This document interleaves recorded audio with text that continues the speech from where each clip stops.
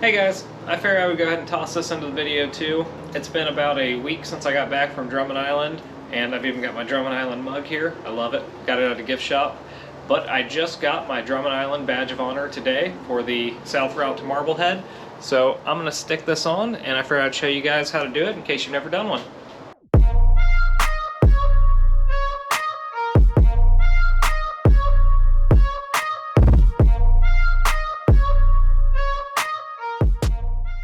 So the badges are pretty simple. You get them in a little package and it gives you a congratulations letter. And the badges themselves are just two parts. You kind of have this metal top plate, and then you have the plastic base.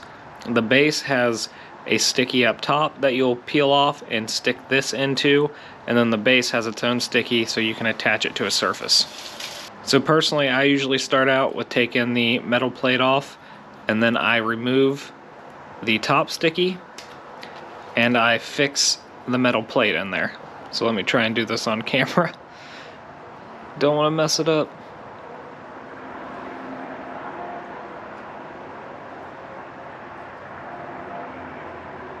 There you go. And I like to apply kind of a firm pressure around the badge for around 10 to 20 seconds to really help it stick on there.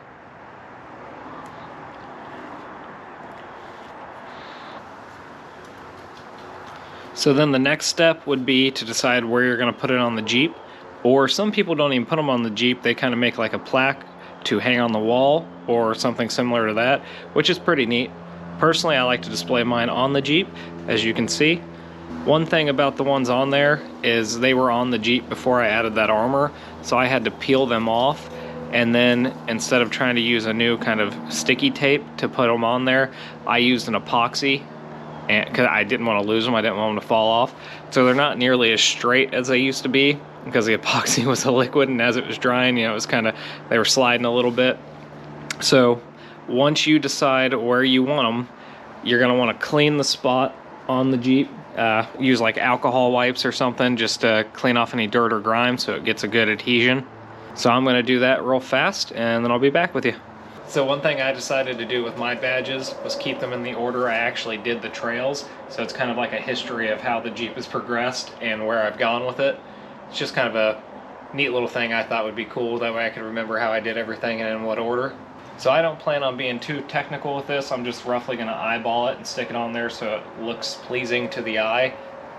With the bolt, I didn't want to cover the bolt over here, so I kind of spaced these three out. The next ones I'll put a lot tighter below that because they won't block a bolt. So the next step would be to peel off the back, and then however you plan on aligning it, if you're just going to eyeball it, just take it and stick it on there, and again apply the pressure for probably 20 seconds to kind of get it a firm bond, and then that's pretty much all there is to it.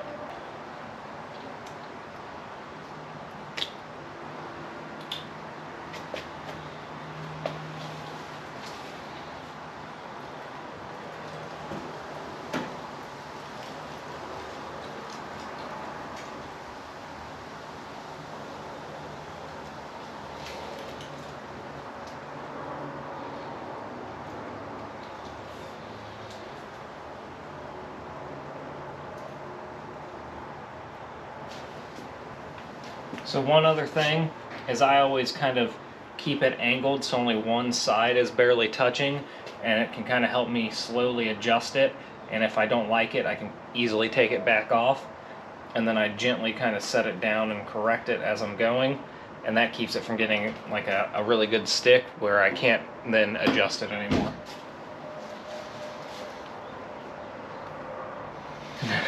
Now my problem with this one is it went on way straighter than I managed to get these two with the epoxy underneath. So it looks really straight and good by itself, but it looks a little crooked compared to these. But again, I'm not that worried about it. It's going to be a big stack of badges at some point, and it's not going to be perfectly symmetrical, and that doesn't really bug me too much. So now I'm just going to apply pressure for around 20 seconds, and it should be good.